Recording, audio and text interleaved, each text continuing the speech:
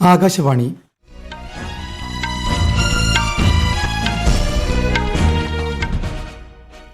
നമസ്കാരം. വാർത്തകൾ വായിക്കുന്നത് അനിൽകുമാർ.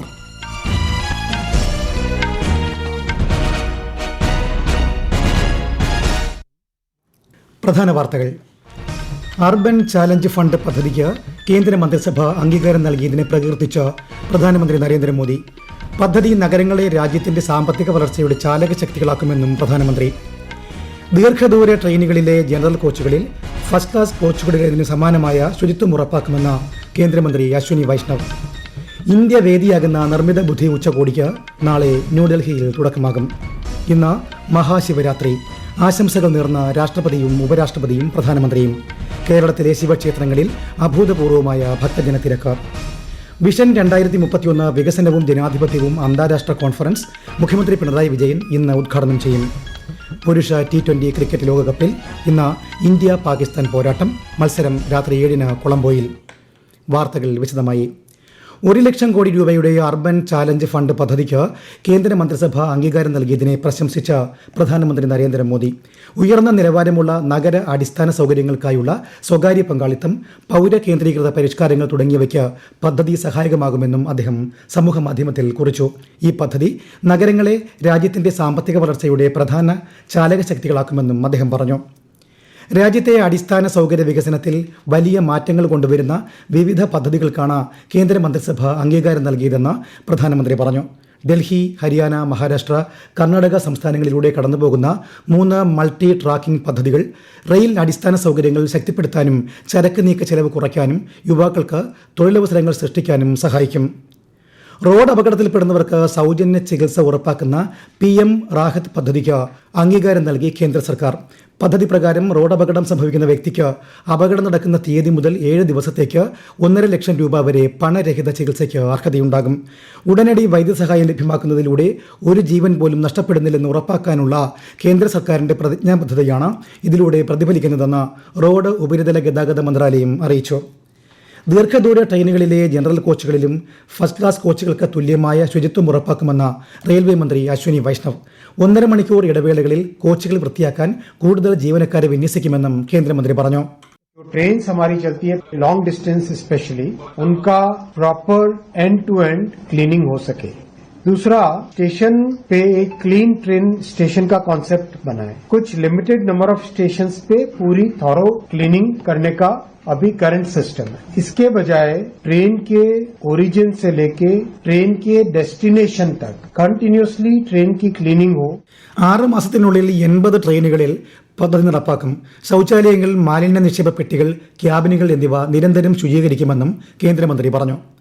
ഇന്ത്യ വേദിയാകുന്ന നിർമ്മിത ബുദ്ധി ഉച്ചകോടിക്ക് നാളെ ന്യൂഡൽഹിയിൽ തുടക്കമാകും.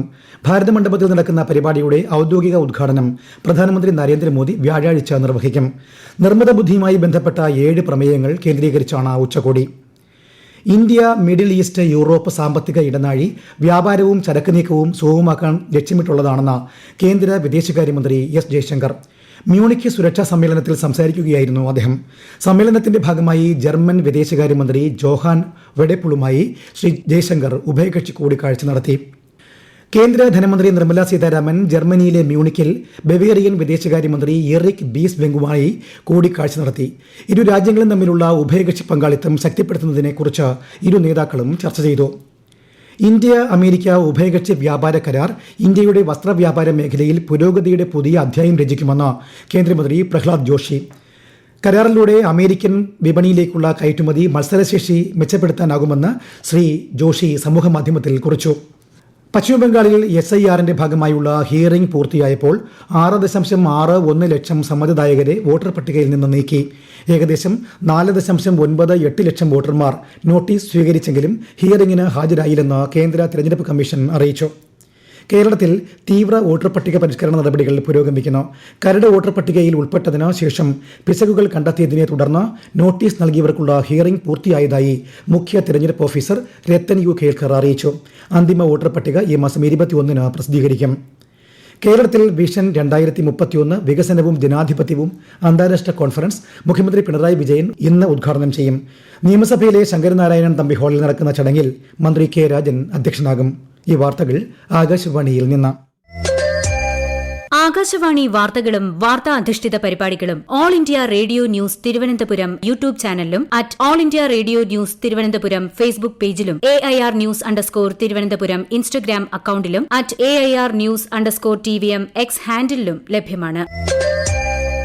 കോട്ടയം, എറണാകുളം ജില്ലകളിലേക്കും കേന്ദ്രഭരണ പ്രദേശമായ ലക്ഷദ്വീപിലേക്കും ആകാശവാണി പാർട്ട് ടൈം കറസ്പോണ്ടന്റിനെ കരാറടിസ്ഥാനത്തിൽ നിയമിക്കുന്നതിനുള്ള അപേക്ഷകൾ ഈ മാസം 17 വരെ സ്വീകരിക്കും. അപേക്ഷകർ ജില്ലാ ആസ്ഥാനത്ത് നിന്നും 10 കിലോമീറ്റർ ചുറ്റളവിൽ സ്ഥിര താമസക്കാരായിരിക്കണം.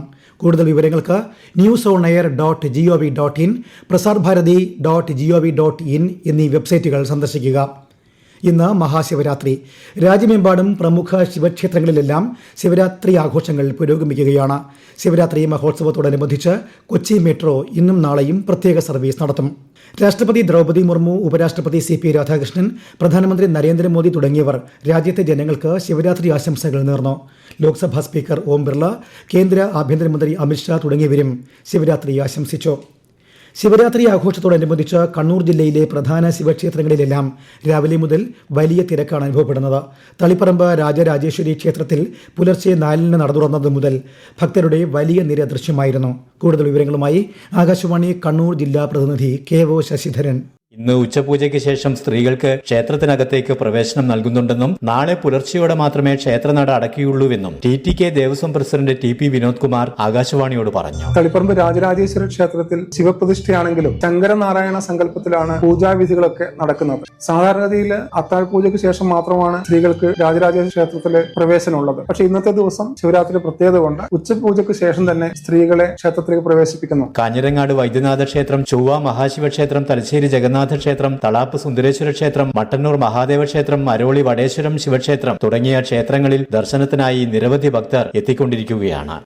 പുരുഷ T20 ക്രിക്കറ്റ് ലോകകപ്പിൽ ഇന്ന് ഇന്ത്യ-പാകിസ്ഥാൻ പോരാട്ടം. രാത്രി 7-ന് കൊളംബോയിലെ പ്രേമദാസ സ്റ്റേഡിയത്തിലാണ് മത്സരം. ഇന്നത്തെ ആദ്യ മത്സരത്തിൽ നേപ്പാളിനെതിരെ വെസ്റ്റ് ഇൻഡീസിന് 134 റൺസ് വിജയലക്ഷ്യം. രണ്ടാം മത്സരത്തിൽ അമേരിക്ക നമീബിയയെ നേരിടും. ISL ഫുട്ബോളിൽ ഇന്ന് 2 മത്സരങ്ങൾ. വൈകിട്ട് 5-ന് നടക്കുന്ന ആദ്യ മത്സരത്തിൽ ജംഷഡ്പൂരും മുഹമ്മദൻസ് SCയും ഏറ്റുമുട്ടും. ബംഗളൂരു സ്പോർട്ടിംഗ് ഡൽഹി മത്സരം രാത്രി 7:30-ന്. തെരുവുനായ പ്രശ്നം വിലയിരുത്താൻ കേന്ദ്ര സഹമന്ത്രി ജോർജ് കുര്യന്റെ ഓഫീസിലെ ഉദ്യോഗസ്ഥ സംഘം തിരുവനന്തപുരത്തെത്തി. മേയർ VV രാജേഷ് ഉൾപ്പെടെയുള്ള BJP കൌൺസിലർമാരുടെ ഡൽഹി സന്ദർശനത്തിന് പിന്നാലെയാണ് സംഘമെത്തിയത്. കേരളത്തിലെ രണ്ടാമത്തെ സ്കിൻ ബാങ്ക് ഉൾപ്പെടെ കോട്ടയം സർക്കാർ മെഡിക്കൽ കോളേജിൽ സജ്ജമാക്കിയ 283.60 കോടി രൂപയുടെ പദ്ധതികൾ മുഖ്യമന്ത്രി പിണറായി വിജയൻ നാളെ ഉദ്ഘാടനം ചെയ്യും.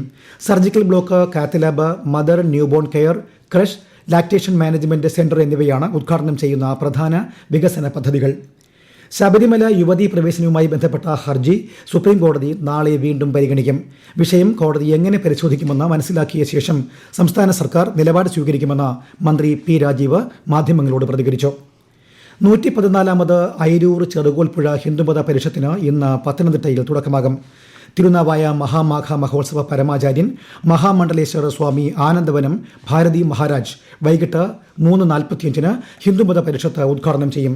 ഈ മാസം 22-ന് നടക്കുന്ന മഹാസഭയുടെ ഉദ്ഘാടനം കേന്ദ്രമന്ത്രി അർജുൻ റാം മേഘ്വാൾ നിർവഹിക്കും. 131ാം മരാമൻ കൺവെൻഷൻ ഇന്ന് സമാപിക്കും. മരാമൻ, ചിറയിറമ്പ്, കോഴഞ്ചേരി പള്ളികളിൽ നടക്കുന്ന പ്രത്യേക കുർബാനയ്ക്ക് വിവിധ മെത്രോപൊലിത്തന്മാർ നേതൃത്വം നൽകും. ഇന്ന് ലോക ബാല്യകാല അർബുദ ദിനം. കുട്ടികളിലെ അർബുദത്തിനെതിരായ അവബോധം വളർത്തുന്നതിനും രോഗബാധിതരായ കുട്ടികൾക്കും അവരുടെ കുടുംബങ്ങൾക്കും പിന്തുണ നൽകുന്നതിനുമായാണ് ദിനാചരണം. പ്രധാന വാർത്തകൾ വീണ്ടും. അർബൻ ചാലഞ്ച് ഫണ്ട് പദ്ധതിക്ക് കേന്ദ്ര മന്ത്രിസഭ അംഗീകാരം നൽകിയതിനെ പ്രകീർത്തിച്ച് പ്രധാനമന്ത്രി നരേന്ദ്രമോദി. പദ്ധതി നഗരങ്ങളെ രാജ്യത്തിന്റെ സാമ്പത്തിക വളർച്ചയുടെ ചാലകശക്തികളാക്കുമെന്നും പ്രധാനമന്ത്രി. ദീർഘദൂര ട്രെയിനുകളിലെ ജനറൽ കോച്ചുകളിൽ ഫസ്റ്റ് ക്ലാസ് കോച്ചുകളുടേതിന് സമാനമായ ശുചിത്വം ഉറപ്പാക്കുമെന്ന് കേന്ദ്രമന്ത്രി അശ്വിനി വൈഷ്ണവ്. ഇന്ത്യ വേദിയാകുന്ന നിർമ്മിത ബുദ്ധി ഉച്ചകോടിക്ക് നാളെ ന്യൂഡൽഹിയിൽ തുടക്കമാകും. ഇന്ന് മഹാശിവരാത്രി. ആശംസകൾ നേർന്ന രാഷ്ട്രപതിയും ഉപരാഷ്ട്രപതിയും പ്രധാനമന്ത്രിയും. കേരളത്തിലെ ശിവക്ഷേത്രങ്ങളിൽ അഭൂതപൂർവമായ ഭക്തജന തിരക്ക്. വിഷൻ 2031 വികസനവും ജനാധിപത്യവും അന്താരാഷ്ട്ര കോൺഫറൻസ് മുഖ്യമന്ത്രി പിണറായി വിജയൻ ഇന്ന് ഉദ്ഘാടനം ചെയ്യും. പുരുഷ T20 ക്രിക്കറ്റ് ലോകകപ്പിൽ ഇന്ന് ഇന്ത്യ-പാകിസ്ഥാൻ പോരാട്ടം. മത്സരം രാത്രി 7-ന് കൊളംബോയിൽ. വാർത്തകൾ കഴിഞ്ഞു. അടുത്ത വാർത്താ പ്രക്ഷേപണം 3 മണിക്ക്.